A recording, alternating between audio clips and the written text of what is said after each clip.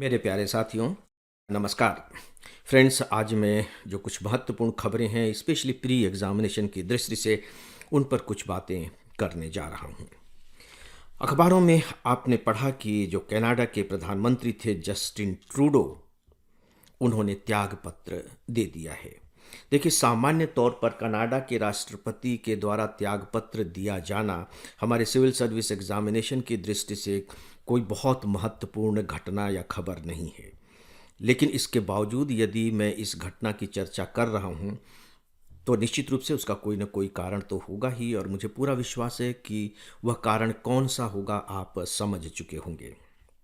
पिछले 1-2 सालों से स्पेशली आप देख रहे हैं कि कनाडा के साथ हमारे जो संबंध हैं वो खटास वाले होते चले जा रहे हैं, और इसके लिए जो जिम्मेदार है वह कनाडा के ये प्रधानमंत्री ही थे। 2023 में, लगभग जून 2023 में, कनाडा में एक नागरिक थे जो खालिस्तानी आतंकवादी भी थे, हरदीप सिंह निज्जर। उनकी गुरुद्वारे की पार्किंग में हत्या कर दी गई थी। तब इन्हीं ट्रूडो साहब ने इसके लिए भारत को जिम्मेदार ठहराया था। चलिए ठीक है, आपने जिम्मेदार ठहरा दिया, लेकिन उस समय बात बहुत ज़्यादा बिगड़ गई जब उन्होंने संसद में इसी से संबंधित बयान दिया और सीधे सीधे कहा कि निज्जर की हत्या के पीछे भारत सरकार की संभावित संलिप्तता है और इसकी जांच की जा रही है। सच पूछिए तो तभी से दोनों देशों के रिश्तों के बीच में बहुत ज़्यादा दरार आ गई। यह दरार बढ़ते बढ़ते फिर इतनी चौड़ी हुई कि अंततः भारत को अपने यहाँ से 40 कनाडाई राजनयिकों को देश छोड़ने के लिए कहना पड़ा। आप समझ सकते हैं कि जब स्थिति यहाँ तक आ जाए तो फिर क्या स्थिति रह जाती है। दोस्तों, भारत ने अपनी बात रखने की हर संभव कोशिश की, बड़ी विनम्रता के साथ, बड़ी स्पष्टता के साथ, बड़ी पारदर्शिता के साथ अपनी बात कही, समझाने की कोशिश की, लेकिन जस्टिन ट्रूडो मानने को तैयार ही नहीं हुए। उसका कारण था उनका राजनीतिक जीवन, क्योंकि उनकी जो सरकार थी वो ऐसे ही राजनीतिक दलों के समर्थन से टिकी हुई थी, चूंकि अल्पमत सरकार थी, जहाँ की खालिस्तानियों का समर्थन करना एक प्रकार से उनकी कह लीजिए कि राजनीतिक मजबूरी बन गई थी, या जो भी कह लीजिए। तो वो खालिस्तानियों का समर्थन कर रहे थे। इसके कारण फिर उनकी पार्टी के अंदर ही अंदर बहुत से विवाद पैदा हुए और उसके परिणाम स्वरूप अंततः जस्टिन ट्रूडो को त्यागपत्र देना पड़ा। तो भारत की दृष्टि से यह एक अच्छी खबर ही कही जाएगी। दूसरी बात और भी है कि कनाडा में बहुत भारतीय रह रहे हैं। तो सीधी सी बात है कि जब भी हम विदेशों के साथ अपने संबंधों को देखते हैं, या यूं कह लीजिए कि विदेश में घटी हुई कोई घटना सिविल सर्विस एग्जामिनेशन की दृष्टि से कितनी महत्वपूर्ण है, इसका मूल्यांकन करते हैं, तो उसमें ये बात बहुत मायने रखती है कि वहाँ हमारे कितने भारतीय रह रहे हैं। दूसरी बातें तो मायने रखती ही हैं, और एक बात जो सबसे ज़्यादा महत्वपूर्ण है वो ये है कि उस देश की उस घटना या खबर का किस तरह का प्रभाव हमारे देश पर पड़ेगा। ये सबसे महत्वपूर्ण तथ्य होता है जिसके आधार पर आपको इस तरह की खबरों का चयन सिविल सर्विस एग्जामिनेशन की दृष्टि से करना चाहिए। फ्रेंड्स, आपके लिए एक उपयोगी सूचना। मैंने आईएएस की तैयारी के लिए 2 पुस्तकें लिखी हैं। आप आईएएस कैसे बनेंगे, इसी के 2 भाग हैं। यह इंग्लिश में भी है। अब तक इसकी लाखों प्रतियां बिक चुकी हैं। यदि आप अपने आईएएस के लक्ष्य के प्रति सीरियस हैं तो आप इन दोनों पुस्तकों को लाइट हाउस मानकर चलें, या आपके लिए एक प्रकार से मस्ट रीड बुक है। आप नीचे डिस्क्रिप्शन में दिए गए लिंक से ये दोनों पुस्तकें मंगा सकते हैं। दोस्तों, अब दूसरी खबर, इसे हम समझने की भी कोशिश करेंगे। कुछ दिनों से आप एक वायरस का नाम सुन रहे होंगे, ह्यूमन मेटान्यूमो वायरस। अब धीरे धीरे इसकी चर्चा काफ़ी होने लगी है और सोशल मीडिया पर तो एक तरीके से बाढ़ सी आ गई है। ये माना जा रहा है कि कहीं ऐसा ना हो कि ये जो वायरस है ये कोरोना जैसा ही खतरनाक हो, और कोरोना की दहशत जो पूरे की पूरी दुनिया के दिल और दिमाग में बैठी हुई है उसके हम सब साक्षी हैं। और सबसे बड़ी बात यह है कि चूंकि यह वायरस चीन में पनपा है, इसलिए लोग थोड़े से और ज़्यादा चिंतित हो गए, क्योंकि कोरोना भी वहीं पनपा था। तो दोस्तों एक अच्छी बात ये है कि जो इसके एक्सपर्ट हैं वो ये कह रहे हैं कि अभी जिस वायरस की बात हो रही है ये कोई नया वायरस नहीं है। दशकों से कई देशों में खासकर सर्दी के मौसम में यह वायरस होता है। यह बहुत ही आम बीमारी है और इसकी वजह से श्वसन तंत्र में संक्रमण हो जाता है और बाकायदे इसका इलाज भी हो जाता है। घबराने की कोई बात नहीं है, लेकिन जो सबसे इम्पॉर्टेंट पॉइंट है वो यह देखना है कि यह जो वायरस है कोई नया स्ट्रेन तो नहीं बना रहा है। और दूसरी सावधानी भी इस बात की बरतनी होगी कि कहीं आउटब्रेक न हो जाए, यानी कि एकदम भयावह तेजी से न फैल जाए। चीन ने तो बाकायदे सर्विलांस शुरू कर दिया है, इस पर बहुत ध्यान देना शुरू कर दिया है।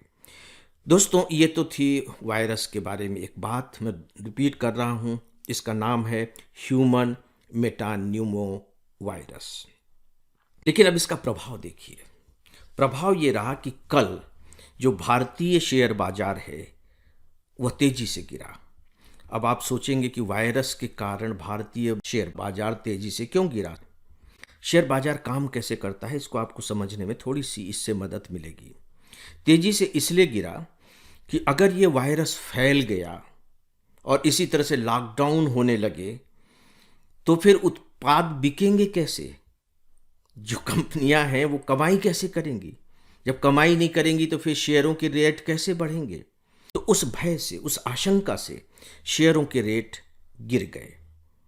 लेकिन इसी गिरे हुए मार्केट में जो पैथोलॉजी के शेयर्स थे उनके रेट बढ़े। आप समझ गए होंगे कि ऐसा क्यों हुआ। क्योंकि अगर ये वायरस फैला तो सीधी सी बात है कि पैथोलॉजी में खूब जांचें होंगी। जब पैथोलॉजी का इससे बिजनेस बढ़ेगा तो फिर पैथोलॉजी का लाभ बढ़ेगा, तो उनके शेयर बढ़ गए। फिर जब आप इस खबर को पढ़ेंगे तो आपको पता लगेगा कि ये जो घटना घटित हुई शेयर बाजार के गिरने की, ये भारत, चीन और जापान के बाजार में हुई। दुनिया के जो दूसरे शेयर मार्केट थे उनमें तेजी आ गई। तो फिर आपको लगेगा कि ये क्या मामला हुआ, वहाँ क्यों तेजी आ गई।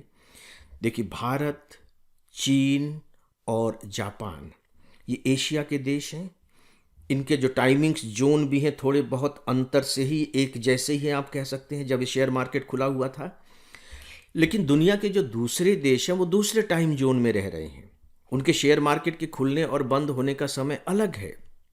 उस समय तक जब दुनिया के दूसरे शेयर मार्केट खुले हुए थे तो ट्रंप जी का एक बयान आया। आपको मालूम है कि 20 जनवरी को शपथ लेने वाले हैं राष्ट्रपति पद की।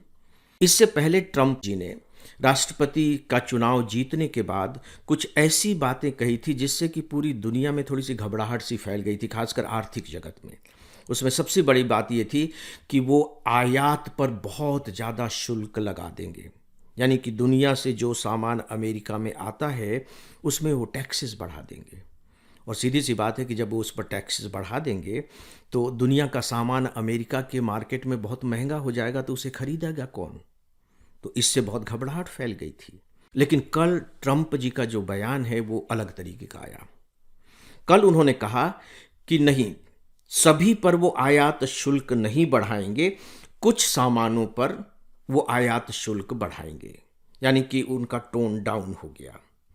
इससे फिर आर्थिक जगत में एक तरीके से प्रसन्नता फैलेगी कि अरे चलो कुछ ही सामान है, कोई बात नहीं, बाकी चीज़ें तो कम से कम ठीक ठाक रहेंगी। तो वहाँ के बाजार में तेजी आ गई। देखिए, जो तेजी और जो मंदी का कारण होता है उसका बहुत ही सिंपल सा रीज़न है कि किसी भी घटना से, किसी भी खबर से, किसी भी नीति से जो हमारी फैक्ट्रियां हैं, जो कंपनियां हैं, वो लाभ में होंगी या नुकसान में होंगी। अगर लाभ की संभावना हुई तो शेयर मार्केट बढ़ जाएगा। जिस किसी पर्टिकुलर कंपनी के लाभ की संभावना हुई तो उस कंपनी के शेयर बढ़ जाएंगे, और यदि नुकसान की संभावना हुई तो सीधी सी बात है कि उस कंपनी के शेयर गिर जाएंगे। कुल मिलाकर के शेयर मार्केट का यही ऊंचे नीचे होने का सिद्धांत है। तो दोस्तों, यहाँ हमने वायरस के माध्यम से एक प्रकार से शेयर मार्केट किस तरीके से काम करता है इसकी भी एक छोटी सी झलक ले ली है। फ्रेंड्स, लास्ट में एक और छोटी सी खबर ये है कि अब हमारे यहाँ बाकायदे जो प्राइवेट कंपनियां हैं वे भी न्यूक्लियर पावर प्लांट लगा सकेंगी। और ये बहुत बड़ी बात है। न्यूक्लियर पावर प्लांट अब प्राइवेट कंपनियां लगा सकेंगी। इसके लिए बाकायदे nuclear power corporation of India ने छोटे छोटे रिएक्टर स्थापना करने के लिए टेंडर आमंत्रित किए हैं। इससे पहले भारत में न्यूक्लियर पावर प्लांट केवल सरकारी कंपनियां ही लगा सकती थीं, लेकिन अब जो छोटे छोटे रिएक्टर हैं प्राइवेट कंपनियों को भी अलाउ कर लिया गया है। और अगर आपको ध्यान हो तो पिछले साल के बजट भाषण में वित्त मंत्री जी ने इसकी घोषणा भी की थी कि जो प्राइवेट कंपनियां हैं वे छोटे छोटे न्यूक्लियर रिएक्टर्स लगा सकेंगी। तो यह एक बहुत बड़ा चेंज है भारतीय नीति में। और सच पूछे उदारीकरण के बाद इस तरह की उम्मीदें की भी जाने लगी थी और भारत धीरे धीरे अपने उन क्षेत्रों को भी ओपन अप कर रहा है जो पहले सरकार के लिए बिल्कुल रिजर्व होते थे। जैसे रक्षा उत्पादन के क्षेत्र में देख लीजिए, बहुत से नई कंपनियां आ गई हैं। ठीक इसी तरह से अंतरिक्ष के क्षेत्र में देख लीजिए। तो यह एक बहुत बड़ा परिवर्तन भारतीय आर्थिक परिदृश्य में है। तो दोस्तों, आज के मुख्य खबरों के अंतर्गत बस इतना ही, और इसी के साथ ही आज के इस डेली ऑडियो लेक्चर को अब यहीं समाप्त करता हूँ। नमस्कार।